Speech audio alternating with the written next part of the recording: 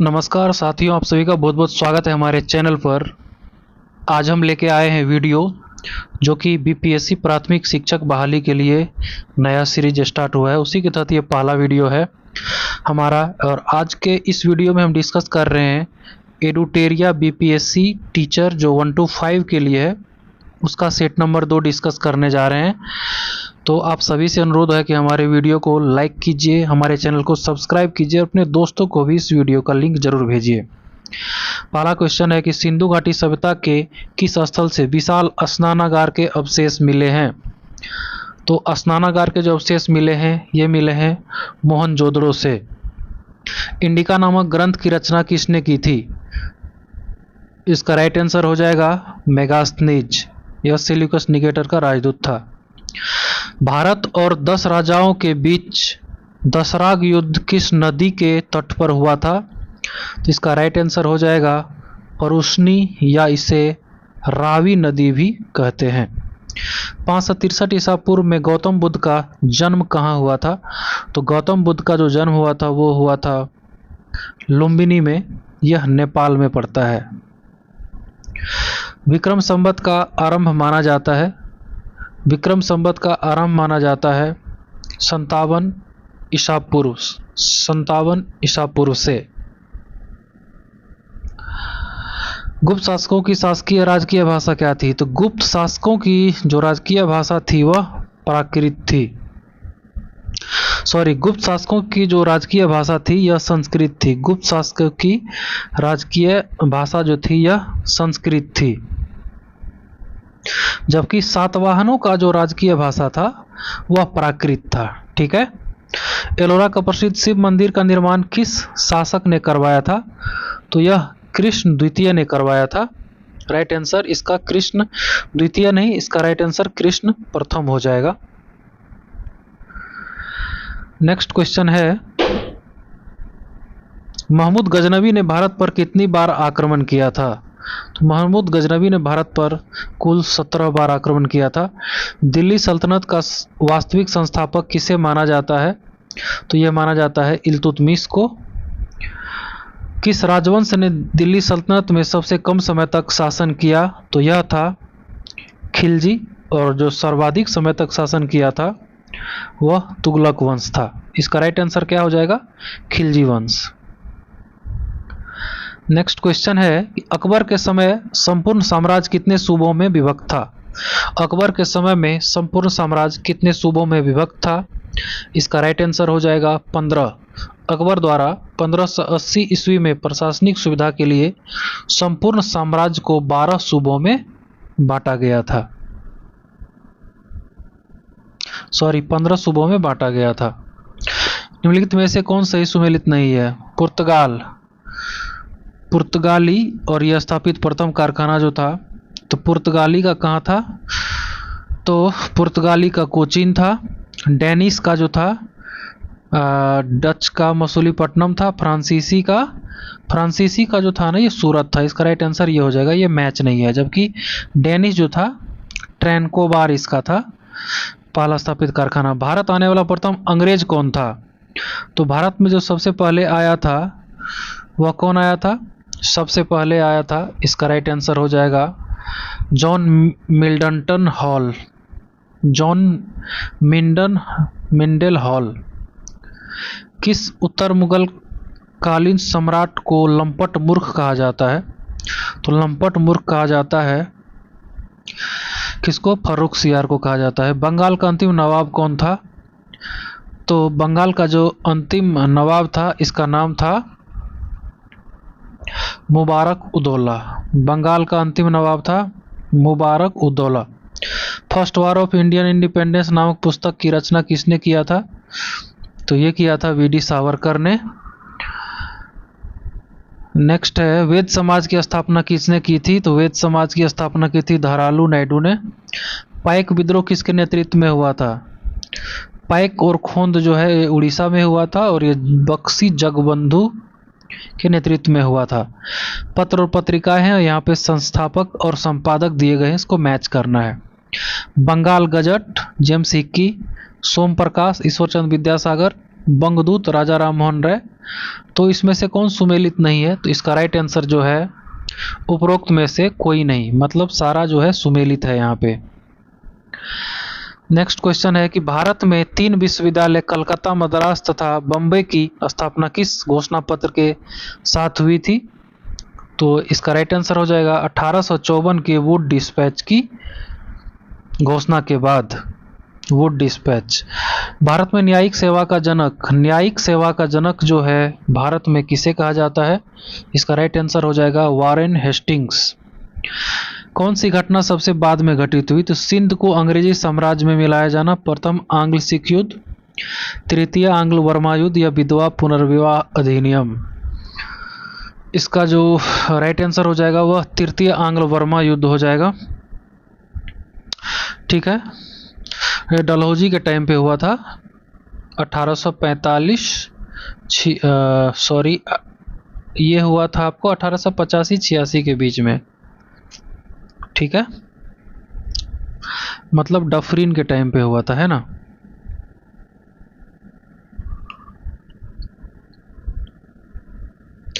पुनः सार्वजनिक सभा के संस्थापक कौन थे? पुनः सार्वजनिक सभा के जो संस्थापक थे वो थे महादेव गोविंद रानाडे, है ना।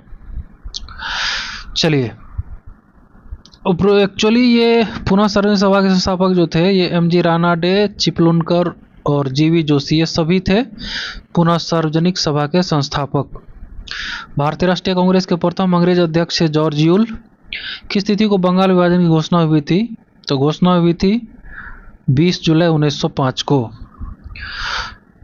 लंदन में कर्जन वैली की हत्या किसने की थी? तो ये था मदन लाल ढींगरा।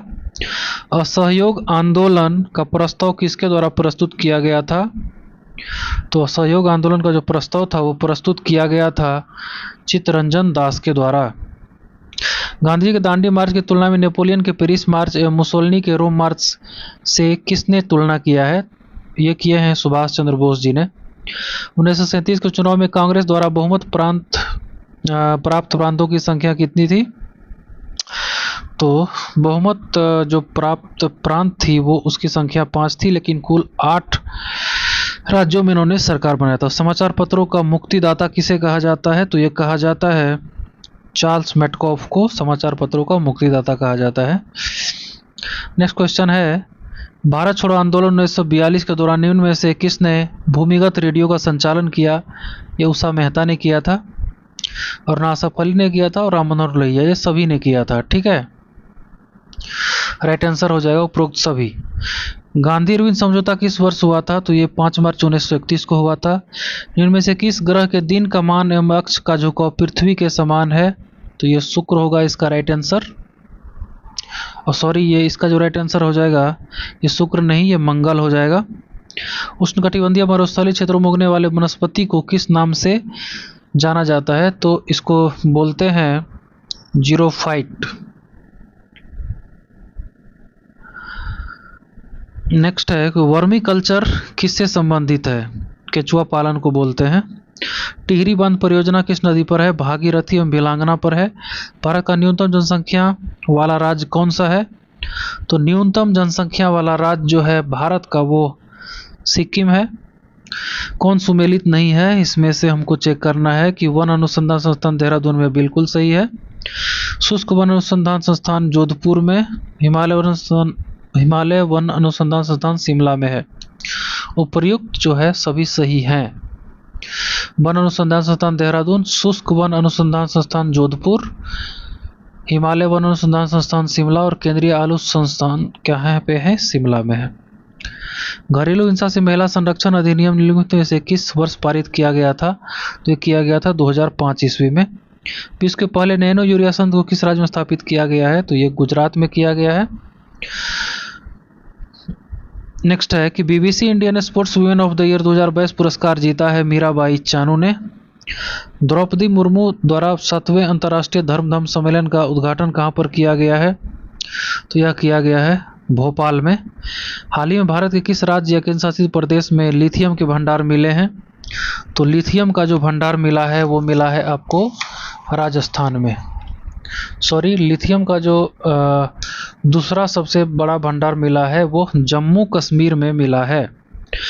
23-24 में केंद्र सरकार ने कितने रुपए के खर्च का लक्ष्य रखा है? तो इसका राइट आंसर 45.03 लाख करोड़ हो जाएगा। हाल ही में राज्यपाल की नियुक्तियों के संदर्भ में कौन सा कथन सही है? फागू चौहान सिक्किम, तो इसमें पूछ रहा है कि कौन सा सही है।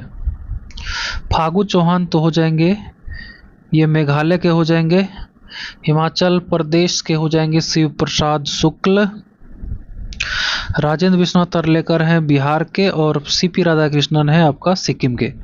The blue book A writers journal की पुस्तक किसके द्वारा लिखी गई है? तो अमिताभ कुमार के द्वारा लिखी गई है। पर 2023 में 12वां विश्व हिंदी सम्मेलन का आयोजन कहां पर किया गया? तो ये फिजी में किया गया। नेक्स्ट है, किस देश के राष्ट्रपति अब्दुल फतह अल सीसी भारत के 74वें गणतंत्र दिवस की मुख्य अतिथि थे? तो ये थे मिस्र के अल सीसी। ग्लोबल इनोवेशन इंडेक्स 2022 के आधार पर नवाचार के मामले में भारत का कौन सा स्थान है? यह है 40वां। दुनिया का पहला नेजल कोविड वैक्सीन किस कंपनी ने विकसित किया है? यह है भारत बायोटेक। नेक्स्ट क्वेश्चन है, कोशिका में राइबोसोम की अनुपस्थिति में कौन सा संपादित नहीं होगा? तो ये प्रोटीन संश्लेषण नहीं होगा। ठीक है, ऐसे रोग जो बहुत समय तक बने रहते हैं उन रोगों को क्या कहा जाता है? बहुत ज़्यादा समय तक बने रहते हैं, इसे चिरकालिक रोग कहा जाता है। कौन प्रकाश संश्लेषी अंगक है? राइट आंसर हो जाएगा हरित लवक। इनमें से समानतः किसका उपयोग पादप कोशिका द्वारा ऊर्जा उत्पादन के लिए किया जाता है? इसका राइट आंसर हो जाएगा कार्बोहाइड्रेट। फ्लोएम से खाद्य पदार्थों का परिवहन पौधे में किस दिशा में होता है? तो ऊपर से नीचे, ऊपर और नीचे दोनों ओर होता है, ऊपर नीचे दोनों ओर होता है। पादप अवशिष्ट संचित रहते हैं। पादप अवशिष्ट कहाँ पे संचित रहते हैं? तो पादप अवशिष्ट पत्ती, कोशिका, रिक्ति, छाला, फल इत्यादि में संचित रहते हैं, सभी में। बीज रहित पौधे के उत्पादन में सहायक होता है। बीज रहित पौधे के उत्पादन में क्या सहायक होता है? तो ऑक्सिन और जिबरेलिन दोनों सहायक होता है। ठीक है, किस दर्पण द्वारा किसी वस्तु का वास्तविक प्रतिबिंब मिल सकता है? तो यह होगा अवतल दर्पण। सामान्यतः अधिकतम कितनी दूरी तक वस्तुओं को साफ देख सकता है? तो अनंत तक देख सकता है। विद्युत धारा उत्पन्न करने की युक्ति को क्या कहते हैं? जनरेटर कहते हैं, जनित्र कहते हैं। विस्थापन की दर को क्या कहा जाता है? विस्थापन की दर को वेग कहा जाता है। दो कणों के बीच गुरुत्वाकर्षण बल होता है, उनके बीच की दूरी के क्या होता है? व्युत्क्रमानुपाती होता है, वर्ग के व्युत्क्रमानुपाती होता है। ठीक है, लवण का उदाहरण कौन सा है? तो लवण का उदाहरण जो है NaCl है। Mg2+ में इलेक्ट्रॉन की संख्या क्या होगी? Mg2+ में इलेक्ट्रॉन की संख्या जो होगी वो 10 होगी। द्विबंध वाले रासायनिक बंधन से परमाणुओं के मध्य कितने इलेक्ट्रॉनों का साझा होता है? द्विबंध में, तो ये द्विबंध वाले रासायनिक बंधन से बने परमाणुओं के मध्य 4 इलेक्ट्रॉनों का साझा होता है। राइट आंसर 4 हो जाएगा। द्रवीभूत पेट्रोलियम गैस किसका अवयव है? तो ये ब्यूटेन, प्रोपेन और इथेन सभी का होता है। ब्यूटेन, प्रोपेन और इथेन। एक सहयोजी यौगिक का नाम बताएं जिसका उपयोग हम दैनिक जीवन में करते हैं। इसका राइट आंसर हो जाएगा H2O। एल्डिहाइड श्रेणी के यौगिकों में निम्नलिखित में से कौन सा क्रियाशील समूह विद्यमान होता है? इसका राइट आंसर हो जाएगा CHO। हमारे संविधान नीति निर्देशक सिद्धांत कहाँ है, क्या है इसके बारे में? कानूनी अदालतों द्वारा अपरिवर्तनीय है ना, क्योंकि इसको हम न्यायालय में चुनौती नहीं दे सकते हैं। किस संविधान संशोधन के तहत राष्ट्रपति निर्वाचक मंडल में केंद्र शासित प्रदेश दिल्ली तथा पांडिचेरी के निर्वाचित सदस्यों को भी शामिल किया जाता है? ये हो जाएगा 91वां संविधान संशोधन। सॉरी, ये हो जाएगा 70वां संविधान संशोधन। सरकार की मंत्रिमंडलीय प्रणाली सबसे महत्वपूर्ण विशेषता है। इसका राइट आंसर हो जाएगा सामूहिक उत्तरदायित्व। सामूहिक उत्तरदायित्व।